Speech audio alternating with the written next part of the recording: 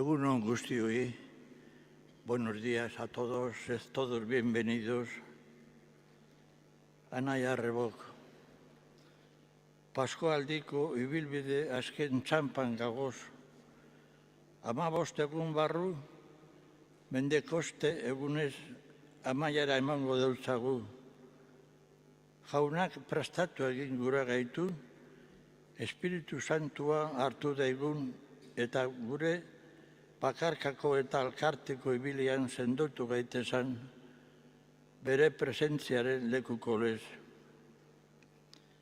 Jesusen egotaldia amaitzear da, baina gure artean geratuko dira bere argi, bake eta maitasunaren zantzuak. Gaixoaren Paskua ospatzen dugu gaurko egunez. Estamos ya en el último tramo de nuestra andadura pascual, que culmina dentro de 15 días con el domingo de Pentecostés. Ahora el Señor quiere prepararnos para recibir su Espíritu Santo y afianzar nuestro caminar personal y comunitario como testigos de su presencia en el mundo.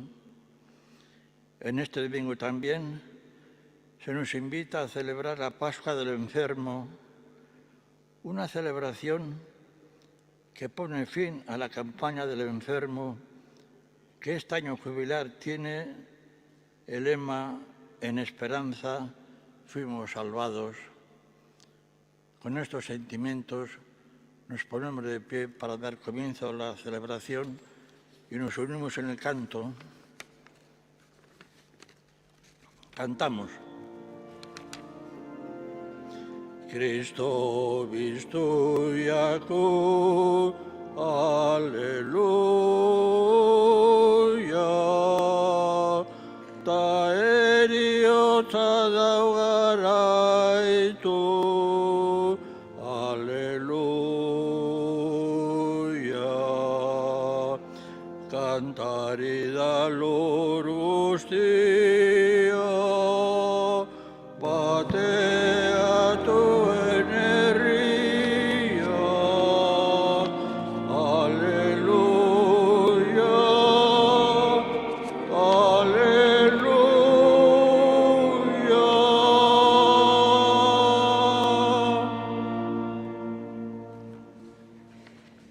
Aitaren eta Semearen eta Espiritu Santuaren izenean, Jauna zuekin eta zure espirituarekin.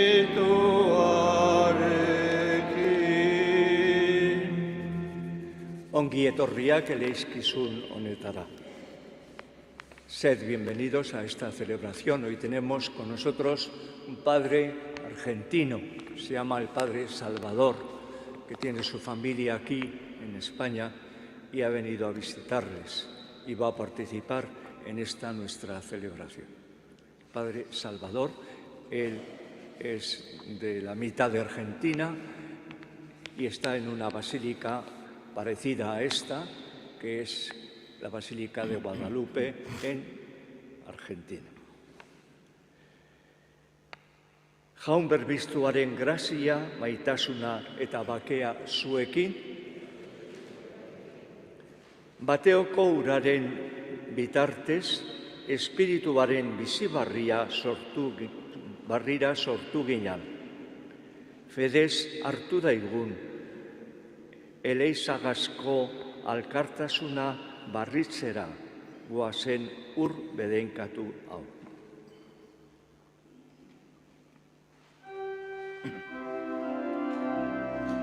Hartuko dugu ura pozik, osasunaren iturritik. Hartuko dugu ura pozik, osasunaren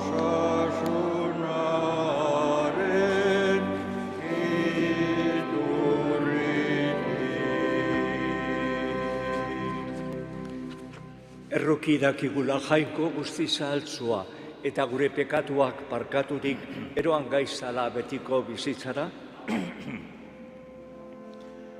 Aintza zeruetan jangoikoari, Aintza zuri jauna, da eskerrak zuri. Eta bakea lurrean, haren gogoko gizonei, hain handita eder zaitugulako, gorazun bedeinkatuazu, gorespen zuri, auspezagur, eskerrak zuri. Aintza zuri jauna, da eskerrak zuri. Zebakarri santua, zebakarri jauna, zebakarri goigoikoa Jesu Kristo. Espiritu Santuarekin, Jainko Aitaren argitan, Amen. Aintza zuri jauna, da eskerrak zuri. Egindakigun otoitz. Jainko algustiduna. Hilen artetik biztudan gure jauna goresteko gogotzu ospatzen doguz egun posgarri honeik. Egizu oroigarri horreetan autortzen dugun guztia bete dagigula geure eguneroko bizitzan. Jesukristo gure jaunaren bitartez, zurekin eta Espiritu Santuarekin batean, Jainko eta errege bizi data gizaldi eta gizaldi guztietan. En la primera lectura escuchamos que han surgido serias divergencias en la Iglesia. Hay una reunión en Jerusalén en búsqueda de la comunión universal. Escuchamos con atención. Apostoluen eginak liburutik. Egunareetan, Judeatik Antiokiara hasi ziran batzuk, hango zenidei irakaspen hau emoten hasi ziran. Moisesen gandiko usadioaren arabera, erdaintzen ez bazare, ez aiteke ze salbatu. Hori zala eta iskanbila sortu zan, eta Paulok eta Bernabek eztabaida gogorra izan eben areekin. Orduan Paulo, Bernabe eta beste batzuek Jerusalemera igonegiela erabagi eben, apostolu eta arduradunekin auzi hori argitzera. Apostoluek eta arduradunek eleiz alkarte osoagaz batera, euren arteko batzuk aukeratu eta Paulo eta Bernabegaz Antiokiara bialtzea erabagi eben. Barsaba deituriko Judas eta Silas aukeratu ebezan, zeaniden artean itzal handiko gizonak biak, eta gutun hau emon eutzeen eroateko. Anai apostolu eta arduradunek Antiokia, Siria eta Siliziako gentil herrietako zenideoi agur. Jakin dugu gure arteko batzuek guk agindu barik, euren berbaz kezkatu eta nahastatu zaituela. Horregaitik, ordezkari batzuk aukeratzea erabaki dugu aho batez, eta zuegana bialtzea Bernabe eta Paulo geure zenide maiteekin. Euren burua Jesukristo gure jaunaren zerbitzuan emon dabezan horreekin. Hor bialtzen dauzue guz bada, Judas eta Silas, gauza bera ahoz jakinarazo deitzuen.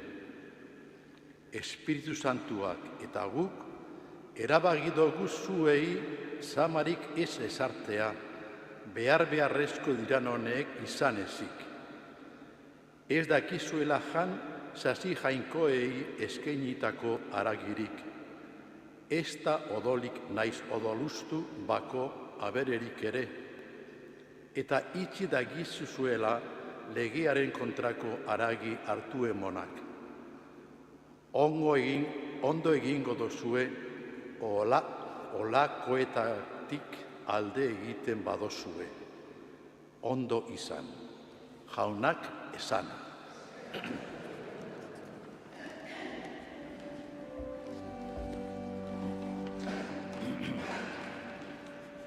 Jaunari kanta ona data, hain da handia bere betiko errukia. Jaunari kanta ona data, hain da handia bere betiko errukia. Erruki bekigu jainkoa, bedeinkatu gaixola, agertu digula aurpegi alaia, ezagutu dakien lurrean zure bidea, herri guztietan zugandiko salbamena. Jaunari kanta ona data, hain da handia bere betiko errukia. Postu beitez kantari atzerriak, zuzen bidez daroa zulako izadio, zintzo dozu zalako gidatzen herriak, eta zaintzen lurrean azerriak. Jaunari kanta ona data, bere betiko errukia.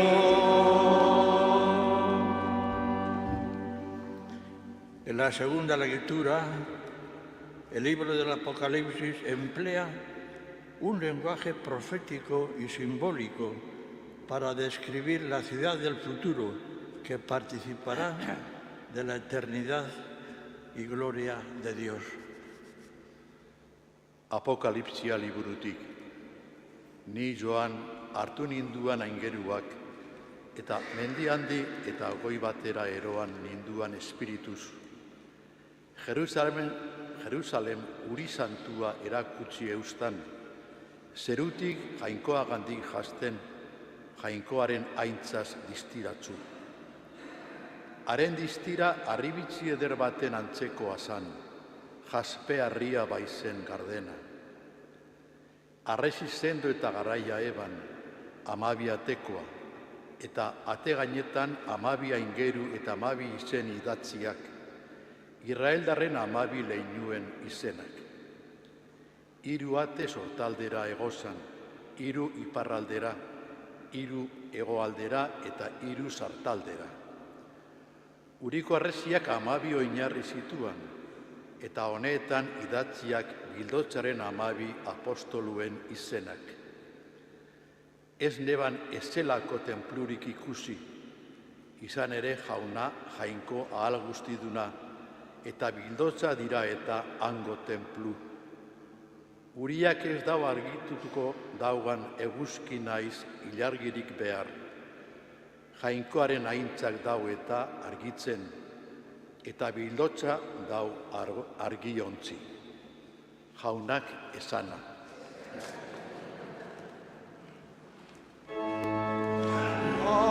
Aleluya, aleluya,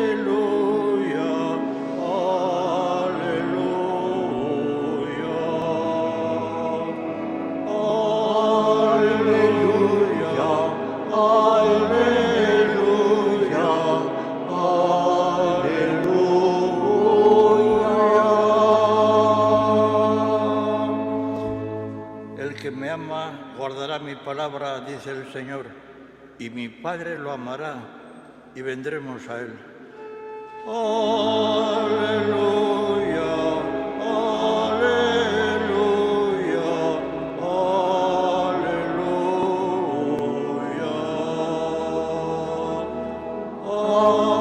aleluya,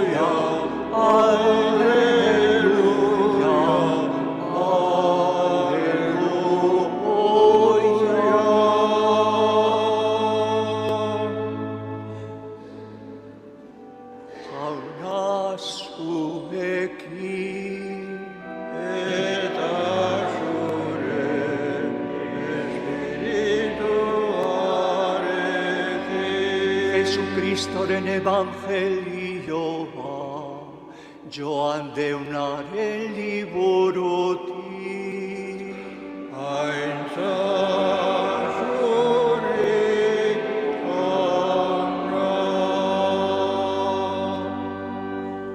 En aquel tiempo dijo Jesús a sus discípulos: el que me ama guardará mi palabra, y mi Padre lo amará, y vendremos a él y haremos morada en él. El que no me ama no guarda mis palabras, y la palabra que estáis oyendo no es mía, sino del Padre que me envió. Os he hablado de esto ahora que estoy a vuestro lado, pero el Paráclito, el Espíritu Santo, que enviará el Padre en mi nombre, será quien os enseñe todo y os vaya recordando todo lo que yo os he dicho. La paz os dejo, mi paz os doy. No os la doy como la da el mundo. Que no se turbe vuestro corazón ni se acobarde. Me voy y vuelvo a vuestro lado. Si me amarais, os alegraríais de que vaya al Padre, porque el Padre es mayor que yo. Os lo he dicho ahora, antes de que suceda, para que cuando suceda creáis.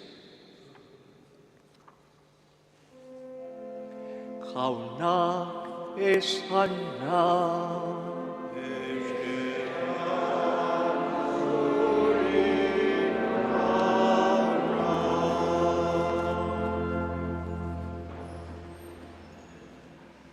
Senide maiteok, hermanos, hermanas, hoy es un día muy especial. Celebramos la Pascua del enfermo. Los enfermos son para cada uno de nosotros en nuestra familia, y deben serlo en la comunidad y en la sociedad, la niña de nuestros ojos. Estamos viviendo una etapa difícil, muy especial, una situación de mucha fragilidad a raíz de todo lo que vivimos en la pandemia. Somos muy vulnerables por la enfermedad. Es verdad que tenemos conciencia de los cuidados, sobre todo corporales, físicos, pero no de los cuidados integrales, que somos personas, no solamente cuerpo.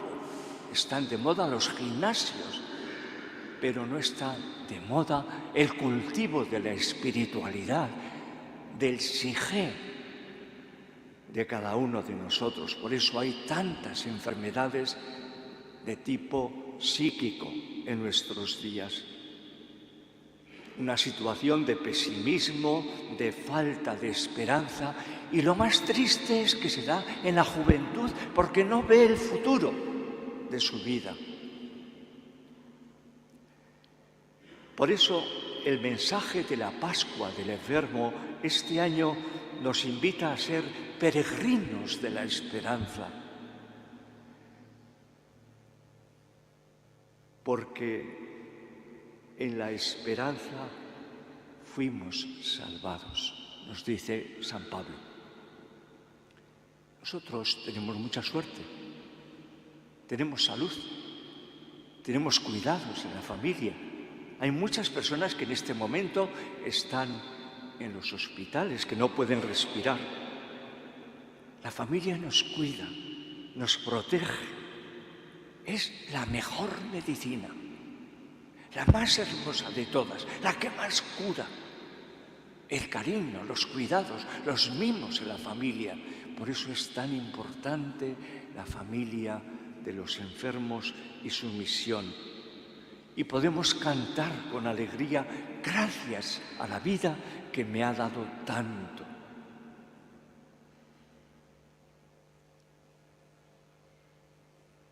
Disponemos de una sanidad envidiable, con un personal entregado, vocacionado, en cualquier hospital de nuestro país. Las atenciones son exquisitas. Tenemos la suerte de tener unos médicos que se preocupan de nosotros. ¿Os habéis acordado alguna vez de ellos, de agradecerles, de tenerles presentes en vuestra oración? Qué bonita es la vida cuando tenemos la suerte de disfrutar de ella.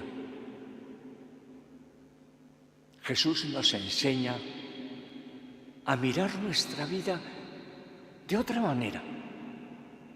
Jesús nos enseña a valorar la vida y a vivirla como un don, como un regalo que hemos recibido de las manos de Dios. Jesús nos enseña a saborear la salud integral en nuestra vida, a preocuparnos también de nuestro espíritu, de nuestra vida integral. Qué bonita es la vida cuando nos sonríe la salud. Pero qué difícil es sonreír a la vida cuando el dolor, la enfermedad nos oprimen. Jesús nos enseña a mirar la enfermedad con otra visión, con otra mirada. Nos enseña incluso a dar gracias a Dios porque se nos manifiesta a veces en medio del dolor y del sufrimiento. Nosotros tuvimos mucha suerte, decían los hijos de nuestro primer presidente, que tuvo sus últimos años con Alzheimer. No nos conocía, pero se sentía querido, se sentía con nosotros, nos percibía, nos sentía que éramos suyos. Por eso doy gracias a Dios porque nos dio la oportunidad de cuidarle con tanto cariño.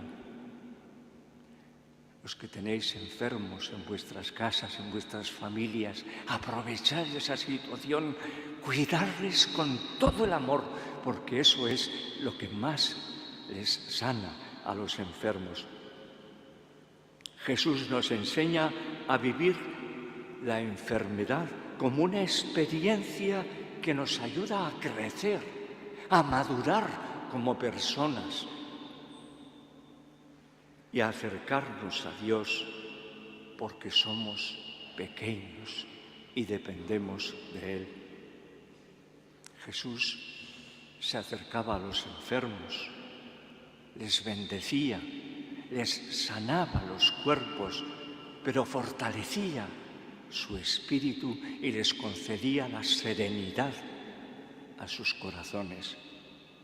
Los cristianos, como Jesús, debemos acercarnos siempre, siempre, aunque a veces nos sentimos cansados, con afecto, con amor a los enfermos, y debemos luchar por sanar sus cuerpos y ser para ellos fortaleza en su espíritu. Hoy, en esta Eucaristía, yo os invito un poquito a que cerréis los ojos y hagáis una oración por los enfermos de nuestras familias. de nuestros amistades enfermos, de los enfermos de nuestra parroquia, de todos los enfermos de nuestros hospitales, de nuestras clínicas, de todo el personal sanitario y nuestros médicos. Que oremos por todos los enfermos que tienen operaciones graves estos días, por todos los enfermos que llevan mucho tiempo enfermos, encamados en una sillita de ruedas. Queremos orar por todos ellos, pero la liturgia de hoy, el lema de este año, nos invita un poquito más a llevar la esperanza siempre a nuestros enfermos. Yo suelo recordar al celebrar esta festividad a Beethoven, un compositor maravilloso, con grandísimas obras, sonatas, conciertos, óperas, sinfonías, marchas, todas ellas maravillosas. Sin embargo, hay una de ellas que a mí me llama mucho la atención. Es la sonata para el piano que se ha denominado El claro de la luna. Sonata que él denominó cuasi una fantasía.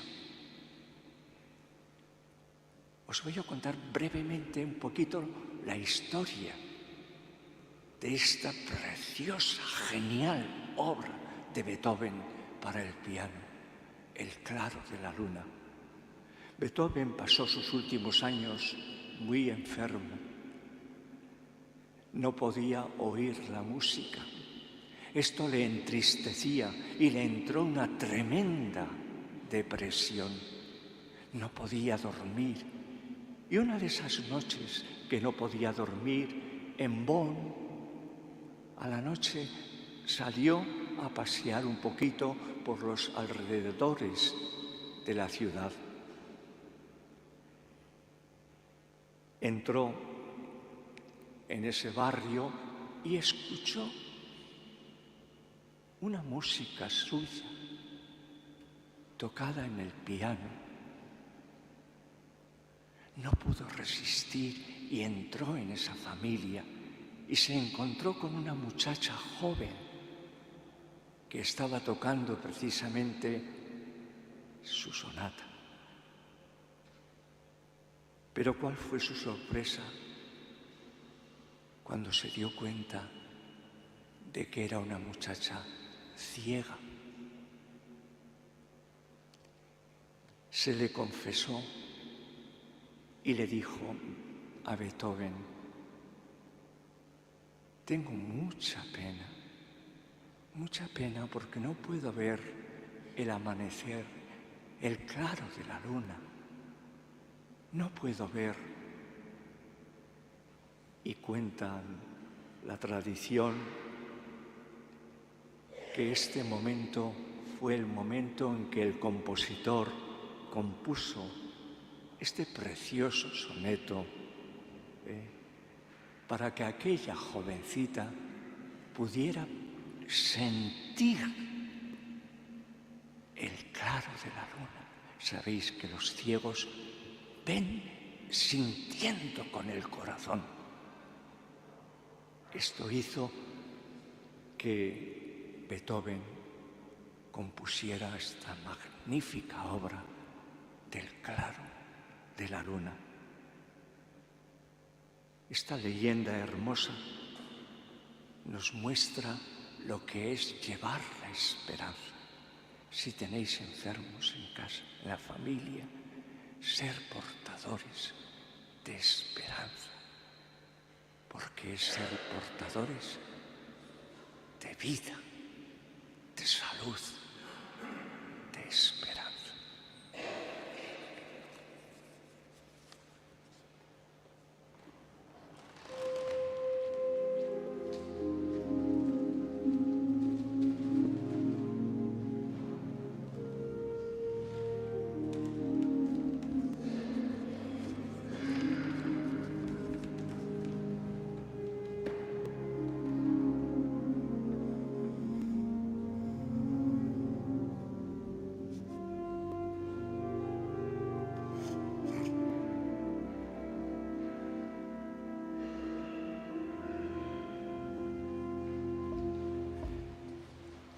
con esta actitud profunda de saber que estamos en las manos de Dios, que Él es el sentido y la alegría de nuestra vida y que Él es la salud para los enfermos, vamos a expresar nuestra fe cantando Sinisten dot, sinisten dot. Sinisten dot, sinisten dot, haunat, sinisten dot. Sinisten dozue jangoikoa, aita algustiduna, zerulurren egilea? Sinisten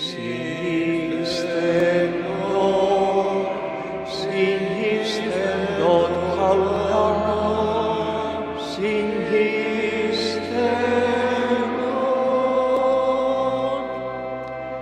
Sinisten dozue haren zenbe bakar Jesukristo gure jauna, Ama Birjinagandik jaioa, nekaldu eta obiratua, biztu eta aitaren eskuialdean jarririk dagoana? Sinisten dot, haunat, sinisten dot. Sinisten dozue Espiritu Santua, Eliza Santu Katolikoa, Santuen alkartasuna, pekatuen barkamena, haragiaren biztuera eta betiko bizitza? Sinisten dot, haunat, sinisten dot. Egindakigun otoiz, eta ifinitagiguzan jangoikoaren eskuetan gure gaixoak behar izenean bizi diran guztiak. Eleizaren alde, oremos por toda la Iglesia, para que asumiendo su vocación maternal, acoja en su seno a quienes sienten la soledad y haga presente el consuelo de Cristo. Eskatu deiogun jaunari, Entzun jauna, gure eskaria.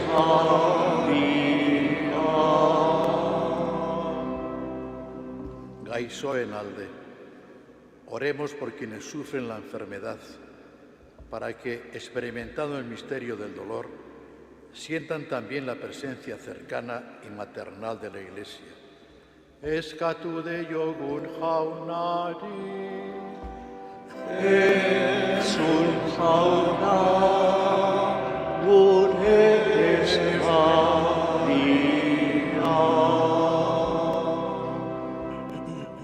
Osasun pastoraltzaren alde, oremos por quienes se dedican al servicio de los enfermos y mayores, para que su entrega sea reflejo del rostro misericordioso del Padre. Eskatu deiogun jaunari, Entzun jauna, gure eskaria.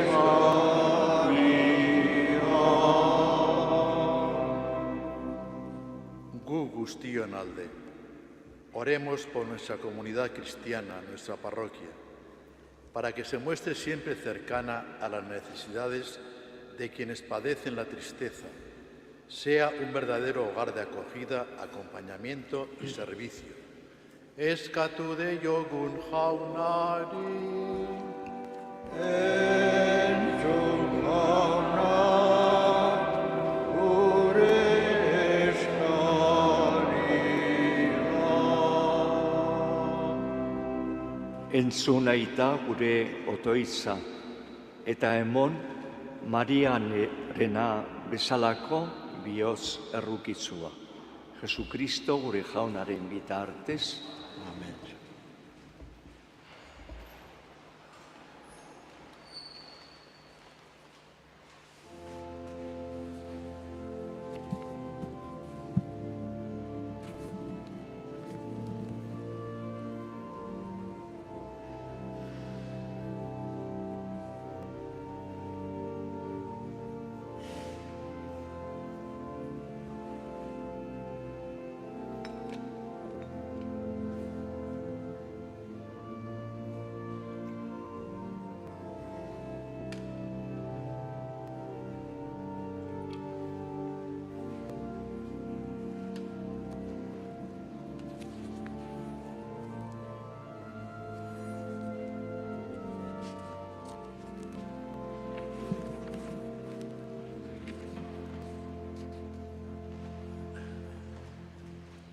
Zenideok egindakigun otoitz guztiok batean, Eliza osoaren oparia jangoikoari eskaintzerakoan.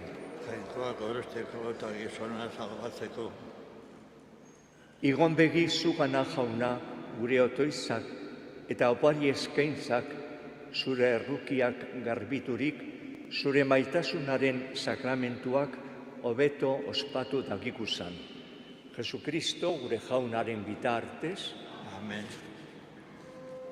Jauna zuekin Eta zure espirituarekin gora bihotza jauna daukagu.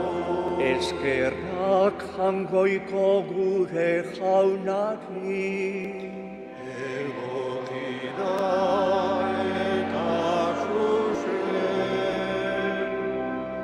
Egoki da bai eta zuzen, guk zuri aita guztiz santu horri eskerrak emotea nun nahi eta beti, Jesukristo zure seme maitearen bitartez, berau da zure hitza, beronen bidez egin dituzu diran guztiak, berau bialdu deuskuzu salbatzaile eta erosle, Espiritu Santuaren egitez gizon egina eta Virginagandik jaioa. Beronek zure nahia betetako eta zuretzat erresantu bat irabazteko krutzean besoak zabaldu zituan eta eriotza eserestuz nagusi agertu biztuera. Horregaitik aingeru eta santu guztiekin geuk ere zeure ospe eta aintza goresten dituguz bihotz batez kantari. Santu, santu, santua, diran guztien jainko jauna. Osana, Osana, Osana zeruko hienetan. Zeru lurrak betere dauka zure dizdirok. Osana, Osana, Osana zeruko hienetan.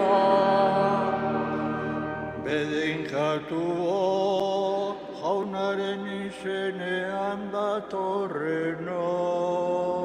Osana, Osana, Osana zeruko hienetan.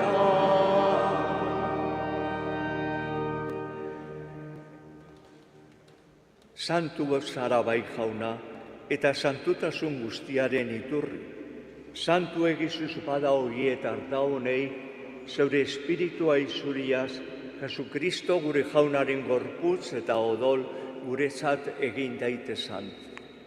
Berak saldu ebenean eta bere gogoz krutzera joiala, ogia hartu eta eskerrak emonaz, zatitu eban eta bere ikasleai emone utzen esanez, hartu eizue da jan guztiok ontatik, hau neure gorputza data.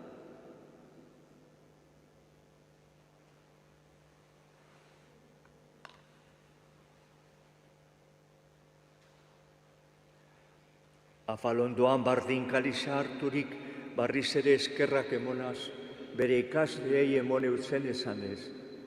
Hartu eizue eta edan guztiok honetatik, hau neure odolaren kaliza data, itun barri eta betikoaren odola, zuentzat eta guztientzat, pekatuak barkatzeko izuriko dana. Egizue hau nire oroikarri.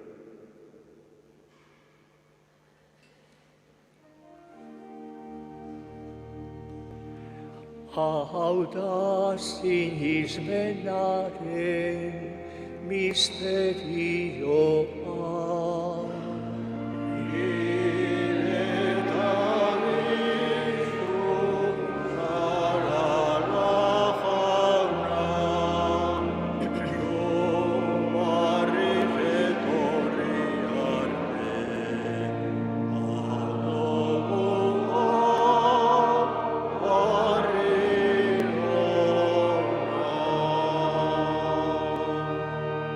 Horregaitik, jauna, zure semearen heriotza eta biztuera gogoratuz, biziaren ogia eta salbamenaren kaliza eskaintzen dautzuguz, zuri eskerrak emonez, altaran zure zerbitzari onartu gaituzu zalako, eta apalik eskatzen dautzugu Kristoren gorputz odolak hartzen ditugunok Espiritu Santuak bat egin gagizala. Gogoan izan, jauna, mundu guztian zabaldurik dagoan zure leizea.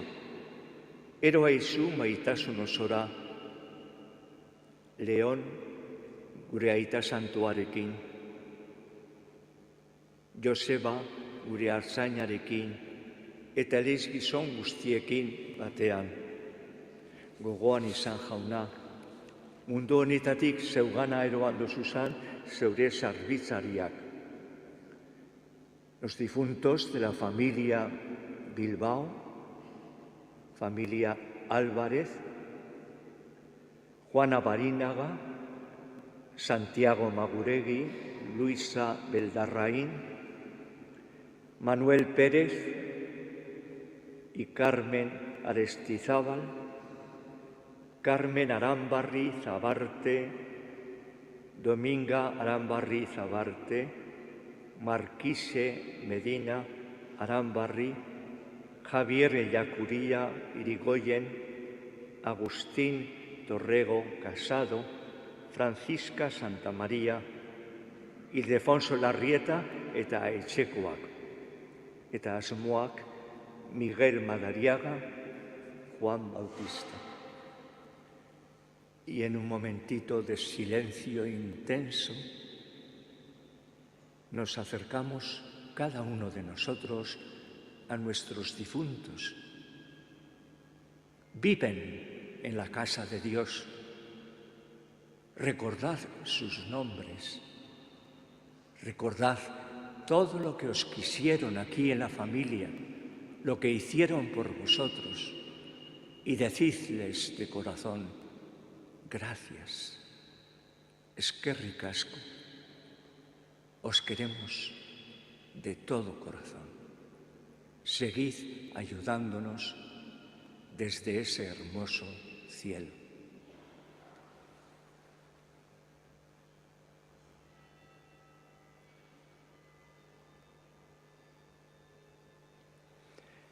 Errukizakiguz arrengo guztiok betiko bizitza jalitzi dagigun, Jaungoikoaren ama Maria Duatzuarekin, apostolu santuekin, eta gizaldi guztietan zure adizkide izan diran santuekin, eurekin batean goresten zaitugula Jesukristo gure jaunaren bitartez.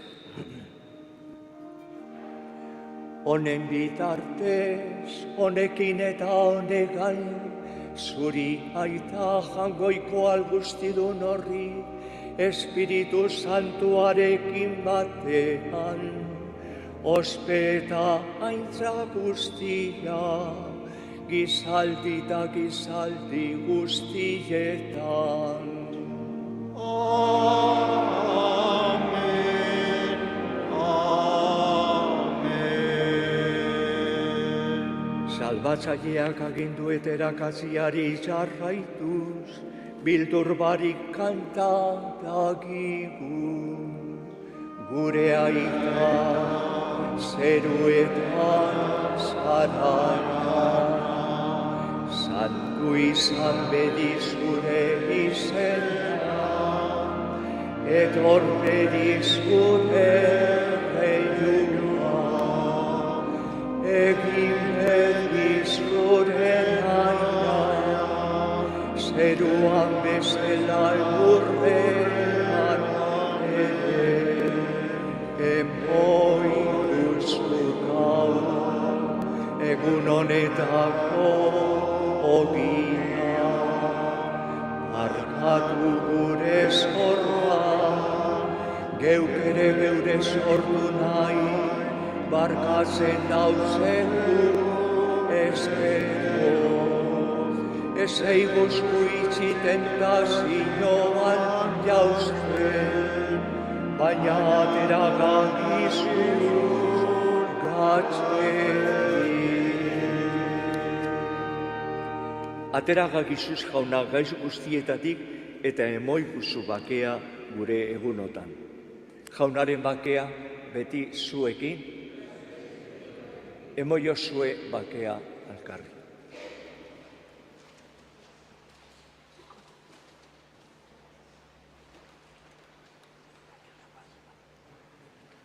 Jaungoikoaren bildotza, zeukentzen duzu munduko pekatua, erruki jauna. Jaungoikoaren bildotza, zeukentzen duzu munduko pekatua, erruki jauna. Jaungoikoaren bildotza, zeukentzen duzu munduko pekatua, emoiguzu bakea.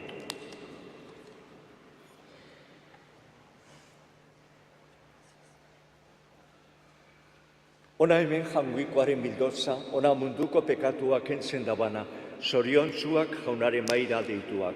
Jauna, ni ez naz inorzu nire etxean sartzeko, baina ezaizu izbat eta osatuko naz.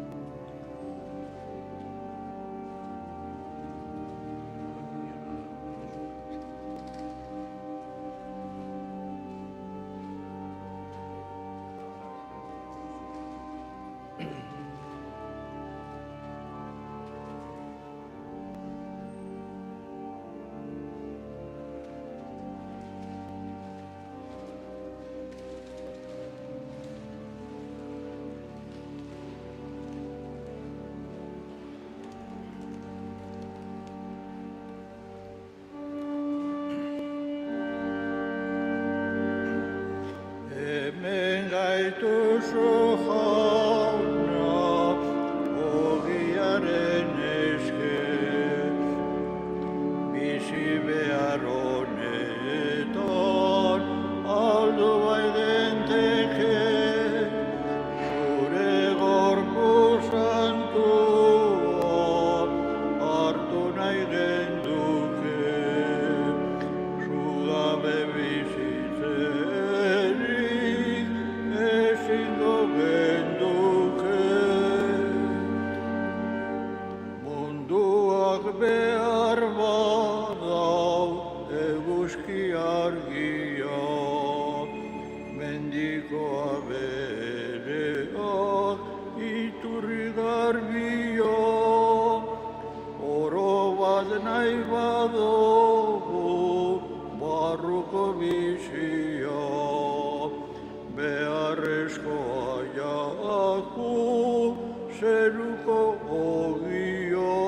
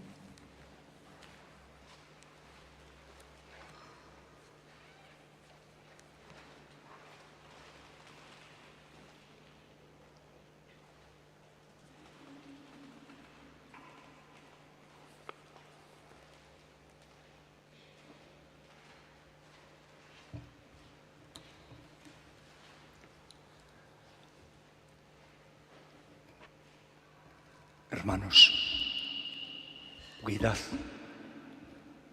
vuestra salud, pero no solo la del cuerpo, la salud integral, vuestra salud del espíritu, de vuestro psique y de vuestro cuerpo. Y sobre todo, cuidad, llevad la esperanza a los enfermos. Nunca os canséis de cuidarles, porque es la mejor medicina, la que más sana. El cariño, los cuidados, la cercanía, la esperanza. Sed portadores de la esperanza, peregrinos de la esperanza para vuestros enfermos. Beden katus aiesala goiko guzti alduna, aitak eta semeak eta Espiritu Santua. Amen. Zoaze jaunaren bakean.